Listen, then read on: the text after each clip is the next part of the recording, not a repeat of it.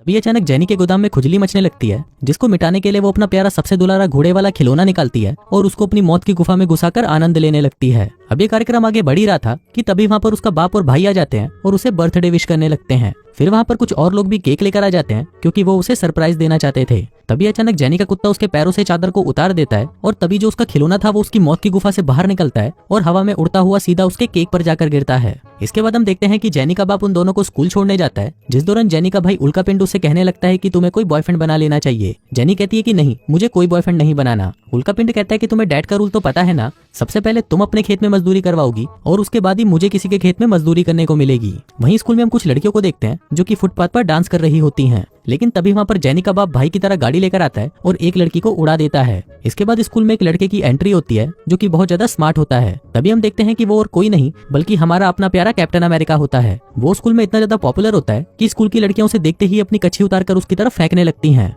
वहीं दूसरी तरफ हम जेनी को देखते हैं जिसके पास उसका बेस्ट फ्रेंड चमन चौपाटी आता है। ये बावलीगांड जेनी को बचपन से ही पसंद करता था, लेकिन उसके पिछवाड़े में इतना गूदा नहीं था कि वो अपने दिल की बात उसे बता सके।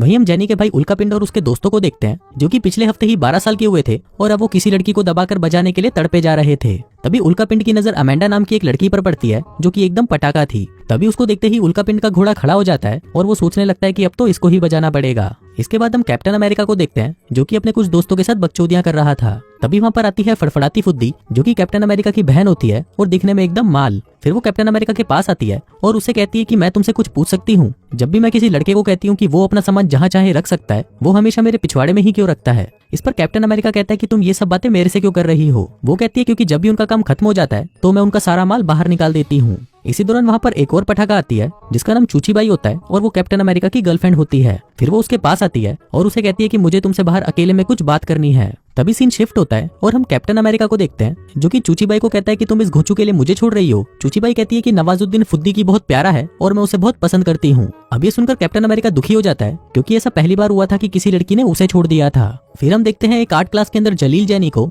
जो कि एक पेंटिंग बना रही होती है। वो उसको लेकर इतनी ज्यादा मेहनत कर रही होती है कि उसकी आंखों से आंसू भी निकल जाते हैं, लेकिन अपनी इतनी कड़ी मेहनत और लगन के बाद वो फाइनली अपना मास्टरपीस बना ही लेती है। फिर क्लास खत्म होने के बाद कैप्टन अमेरिका अपनी गर्लफ्रेंड को देखता है जो कि अपने नए बॉयफ्रेंड के साथ चुम्मा चाटी कर रही होती है। कैप्टन अमेरिका कहता है कि चूचीबाई ने इस घोंचू के लिए मुझे छोड़ा, वो क्या खुद को पापा की परी समझती है। इस पर उसका दोस्त निर्भय निरोध कहता है क्योंकि चूचीबाई एक प्रॉम क्वीन है। कैप्टन अमेरिका कहता है कि ऐसा कुछ नहीं है, अगर मैं उसके मुंह से सारा मेकअप उतार दूं और उसके सारे कपड़े छीन लूं तो वो बिल्कुल चंपक चच्चा की तरह दिखेगी, इसलिए प्रोम क्वीन तो कोई भी लड़की बन सकती है। तभी निर्भय निरोध कहता है कि मैं तुमसे शर्त लगाता हूँ कि तुम्हें स्कूल की सबसे झल्ली लड़की को इस साल की प्रोम क्वीन बनाना होगा। कैप्टन अमेरिका उसकी ये शर्त मान जाता है, जिसके बाद वो स्कूल की सबसे एवरेज लड़की को ढूंढना शुरू कर देते हैं। तभी उन्हें सामने से आती हुई जेनी दिखाई देती है जिसको देखकर कैप्टन अमेरिका का रोना निकल जाता है और वो कहता है कि नहीं यार, मुझे कोई भी चलेगी लेकिन ये नहीं, ये तो पूरी बहन जी जैसी है, ये प्रोम क्वीन कैसे बन सकती है। दूसरी तरफ हम उल्कापिंड और उसके दो हरामी दोस्तों को देखते हैं जो कि नंगी लड़कियों को देखने के लिए उनके लॉकर रूम में झांक रहे होते हैं, लेकिन जब वहां से उन्हें कुछ दिखाई नहीं देता तो वो प्लान बनाते हैं कि वो वेंटिलेशन में घुसकर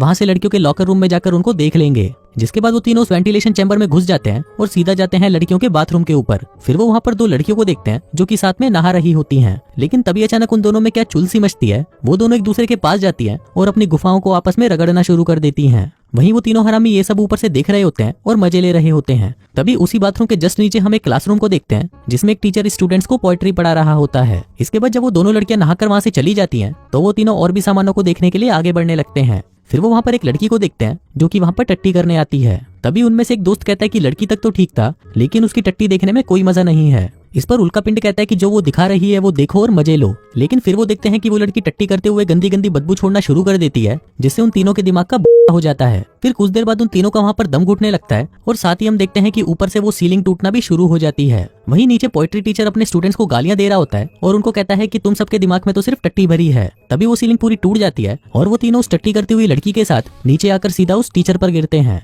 वहीं लंच के दौरान कैप्टन अमेरिका जेनी के पास आता है और उससे बात करने की कोशिश करता है, लेकिन जेनी उसे बिल्कुल भी भाव नहीं देती क्योंकि कैप्टन अमेरिका ने पिछले 6 सालों से उससे कभी भी बात नहीं करी थी। फिर स्कूल खत्म होने के बाद कैप्टन अमेरिका रग्बी की प्रैक्टिस करने जाता है, लेकिन उसे वहाँ पर खेलने नहीं दिया जाता और एक कोने में बिठाकर रखा जाता है। तभी हमें फ्लैशबैक में दिखाया जाता है कि जब कैप्टन अमेरिका उनकी टीम के साथ एक मैच खेल रहा था, तभी गेम के दौरान उसने बॉल एक चोमू से लड़के को दे दी। उसे लगा कि शायद उनकी टीम ये गेम जीत जाएगी, लेकिन तभी उस बॉल को लेने के लिए 2 खिलाड़ी आते हैं और उस लड़के के बीच में से 2 टुकड़े कर देते हैं। और इसी कारण से कैप्टन अमेरिका को अब कभी भी ये गेम खेलने नहीं दिया जाता। फिर रात को जब कैप्टन अमेरिका निराश होकर अपने घर पर आता है तो उसका बाप उसे कहता है कि मुझे पता चल चुका है कि चूची बाई ने तुम्हें धोखा दे दिया है, इसलिए तुम चिंता मत करो, मैंने पहले ही तुम्हारे लिए एक परफेक्ट लड़की ढूंढ रखी है। कैप्टन अमेरिका कहता है कि अच्छा कौन है वो। तभी उसका बाप वहाँ पर उसकी माँ को बुलाता है और उसे कहता है कि बताओ कैसी है। कैप्टन अमेरिका कहता है लेकिन ये तो मेरी माँ है। बाप कहता है कि यही तुम्हारे लिए बेस्ट है। जिसके बाद वो उन दोनों को अकेला छोड़कर वहाँ से चला जाता है। उधर जेनी के घर पर भी उसका बाप जेनी के पास आता है और उससे पूछता है कि क्या हुआ, आज तुम इतनी शांत कैसे लग रही हो। जेनी बताती है कि स्कूल के एक पॉपुलर लड़के ने मुझे प्रपोज किया, लेकिन मुझे कुछ समझ नहीं आ रहा कि मैं उससे अपनी पिंकी पिटवाऊं या नहीं।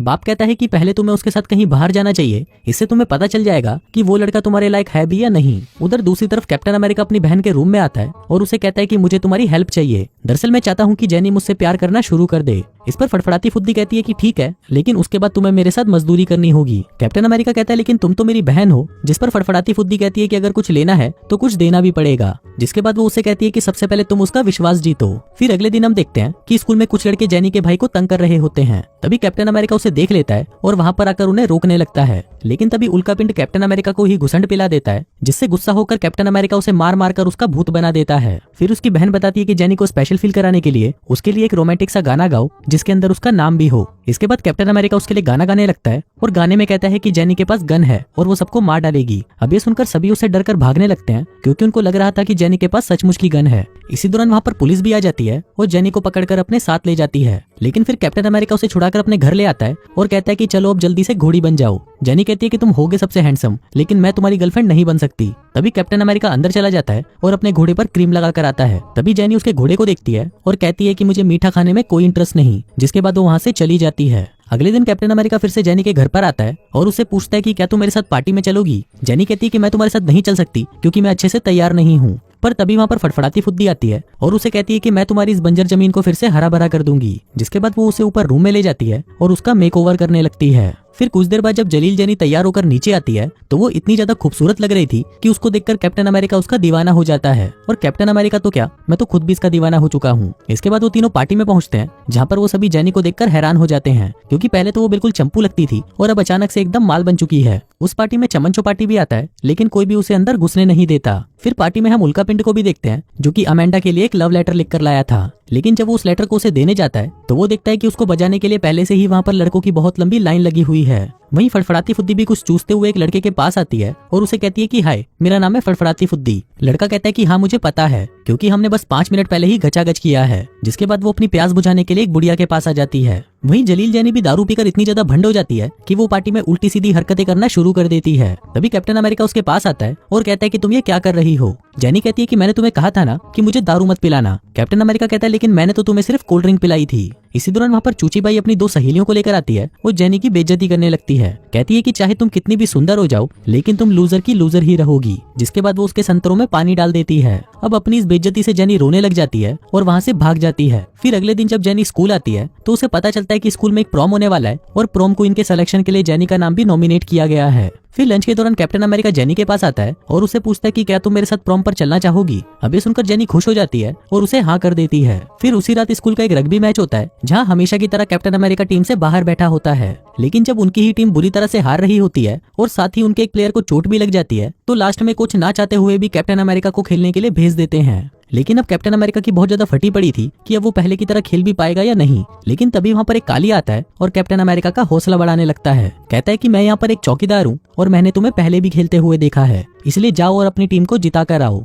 अब इतनी मोटिवेशन वाली बातें सुनकर कैप्टन अमेरिका स्टाइल मारते हुए प्लेग्राउंड में पहुंचता है और गेम खेलना शुरू करता है। लेकिन इससे भी उनको कोई फायदा नहीं होता क्योंकि कैप्टन अमेरिका गेम खेलना भूल चुका था, जिस वजह से उनकी टीम बहुत ही बुरी तरह से हार जाती है। फिर गेम के बाद जब कैप्टन अमेरिका निराश होकर वहाँ से जा रहा होता है तभी वहाँ पर जेनी आती है और उससे कहती है कि तुमने आज बहुत अच्छा खेला। वो कहता है लेकिन हम मैच तो हार गए ना। जेनी कहती है लेकिन तुमने मेरा दिल जीत लिया है और मैं तुम्हें पसंद करती हूँ। अब ये सुनकर कैप्टन अमेरिका खुश हो जाता है, लेकिन तभी वहाँ पर निर्भय निरोध आता है और उसे कहता है कि आज तेरी वजह से ही हम ये मैच हार गए। फिर वो कहता है कि अब तुझे इसकी सजा मिलेगी और अब मैं जेनी को सब कुछ बताने वाला हूँ। कैप्टन अमेरिका उसे मना करने लगता है, लेकिन निर्भय निरोध जेनी के कान में कहने लगता है आपकी बूंद बहुत खूबसूरत लगी है मुझे, ये तो वेरी नाइस बूंद है, ये तो मेरी पसंद की बूंद है। अब उसको लगता है कि निर्भय निरोध ने उसको सब कुछ बता दिया है, इसलिए वो खुद ही उसे सब कुछ बता देता है और कहता है कि मैंने इसके साथ शर्त लगाई थी कि मैं तुम्हें पटाकर प्रॉम क्वीन बनाऊंगा, लेकिन अब ऐसा नहीं है, मैं तुमसे सच में प्यार करने लगा हूँ। लेकिन जेनी उसकी बातों पर विश्वास नहीं करती और रोते हुए वहाँ से चली जाती है। इसके बाद हम देखते हैं कि कई दिन बीत जाते हैं, लेकिन वो दोनों एक दूसरे से बिल्कुल भी बात नहीं करते। फिर कुछ दिनों बाद प्रॉम पार्टी होती है जहाँ पर जेनी निर्भय निरोध के साथ आई होती है और कैप्टन अमेरिका अपनी बहन फड़फड़ाती फुद्दी के साथ। वहीं उल्का पिंड भी होता है जो कि आज अमेंडा की लेने की पूरी तैयारी करके आया था। तभी वहाँ पर अमेंडा भी आ जाती है जो कि एकदम पटाखा लग रही थी। अब उल्का पिंड अपना लव लेटर लेकर उसके पास जाता है और वो उसे दे देता है, लेकिन उसको पढ़ने के बाद अमेंडा उसे कहने लगती है कि तुमने मुझे समझ क्या रखा है, मैं तुझे उस टाइप की लड़की लगती हूँ जो लेटर्स देने वाले लड़कों के साथ घचाघच करती है। उल्का पिंड कहता है कि नहीं नहीं ऐसा नहीं है। अमेंडा कहती है कि मैं ऐसे ही किसी लड़के के साथ सोती नहीं हूँ, मैं तो बस उनका हिलाकर छोड़ देती हूँ। जिसके बाद वो उससे अपनी पिंकी पिटवाने के लिए उसे अपने साथ ऊपर ले जाती है। वहीं जब कैप्टन अमेरिका और जेनी अपने अपने प्रोम पार्टनर्स के साथ डांस कर रहे होते हैं तभी जेनी देखती है कि फड़फड़ाती फुद्दी बहुत ज्यादा एक्साइटेड हो जाती है और वहीं पर ही कैप्टन अमेरिका को चूसना शुरू कर देती है। अभी देखकर जेनी दुखी हो जाती है और रोते हुए वहां से चली जाती है। तभी वहां पर प्रोम किंग और क्वीन का अनाउंसमेंट किया जाता है जहां पर प्रोम किंग हमेशा की तरह कैप्टन अमेरिका बनता है। फिर बारी आती है प्रोम क्वीन की और यहाँ पर चूचीबाई को लग रहा था कि प्रोम क्वीन या तो वो बनेगी या फिर जलील जेनी, लेकिन प्रोम क्वीन उन दोनों में से कोई नहीं बनती और बनती है दो ऐसी बहनें जो सिर से आपस में जुड़ी हुई थी। इसी दौरान कैप्टन अमेरिका देखता है कि जेनी निर्भय निरोध के साथ कहीं पर जा रही होती है। फिर वो भागकर उन दोनों के पीछे जाता है और देखता है कि वो दोनों एक होटल रूम में गए हैं। फिर वो उनके रूम के बाहर आता है जहां उसे अंदर से ऊह आह की आवाजें सुनाई देती हैं। फिर जैसे ही वो रूम के अंदर जाता है तो वो देखता है कि वहां पर निर्भय निरोध चूचीबाई की ले रहा होता है और वहीं नवाजुद्दीन फुद्दीकी खड़ा होकर उनका वीडियो बना रहा होता है। कैप्टन अमेरिका उससे पूछता है कि जेनी कहाँ है, जिस पर निर्भय निरोध बताता है कि वो तो रोते हुए अपने घर चली गई। फिर कैप्टन अमेरिका उन तीनों के मुंह पर एक एक घुसंड मारता है और जेनी को मनाने के लिए उसके घर पहुंच जाता है। वो वहां पर उसके बाप से पूछता है कि जेनी कहाँ है, जिस पर उसका बाप बताता है कि वो तो एयरपोर्ट गई है क्योंकि अभी उसकी पेरिस की फ्लाइट है। अब कैप्टन अमेरिका को कैसे भी जेनी को रोकना था इसलिए वो भी भागता हुआ सीधा एयरपोर्ट पहुंच जाता है। वहीं चमन चौपाटी भी आ जाता है क्योंकि वो भी जेनी से प्यार करता था और आज वो उसे अपनी दिल की बात बताना चाहता था। अब कैप्टन अमेरिका जेनी को वहां से जाते हुए देखता है, लेकिन उसको रोकने के लिए वो एक बच्चे से उसकी बॉल छीन लेता है और उसे सीधा जलील जेनी के सिर पर मारता है। फिर वो उसके पास आता है और कहता है कि प्लीज मत जाओ, क्योंकि जब मैंने वो शर्त लगाई थी तो मैं तुम्हें नहीं जानता था, लेकिन अब मैं तुमसे प्यार करने लगा हूँ। तभी अचानक वहां पर एक एम्प्लॉय उसे रोक देती है और उसे कहती है कि मैं बता दूं क्या कि तूने ये डायलॉग किस फिल्म से चुराया है। तभी जेनी कहती है कि हाँ मुझे याद आया, तुमने ये डायलॉग जिस्म 2 से चुराया है और तुम्हें पता है मैंने उस फिल्म को देखकर उंगली भी की थी। तभी कैप्टन अमेरिका उस एम्प्लॉय को कहता है कि साली अगर तुझे कोई दिक्कत ना हो तो अब मैं बोल सकता हूँ। जिसके बाद वो जेनी को कहता है कि मैं हमेशा से तुम्हें पसंद करता था, लेकिन मुझे लगता है कि शायद मैं किसी और लड़की के साथ भी घचाघच कर लूंगा, इसलिए तुम्हें यहाँ से चले ही जाना चाहिए। जेनी कहती है कि साले तूने ये डायलॉग भी बाहुबली से चुराया है, लेकिन अब मैं कहीं नहीं जा रही। जिसके बाद वो दोनों एक दूसरे को चूसने लगते हैं। तभी वहां पर तालियां बजाते हुए चमन चौपाटी भी पहुंच जाता है क्योंकि उसे भी पता चल चुका था कि अब लड़की हाथ से निकल चुकी है, इसलिए हाथ गाड़ी चलाओ और मस्त रहो। और हाँ भाइयों, मैं तुमसे भी कह रहा हूँ, अब सर्दियां आ चुकी हैं, इसलिए अगर तुम्हारी कोई सेटिंग नहीं है तो लड़कियों के पीछे मत भागो, हाथ गाड़ी चलाओ और मस्त रहो। बाकी मैं मिलता हूँ तुमसे अगले वीडियो में, तब तक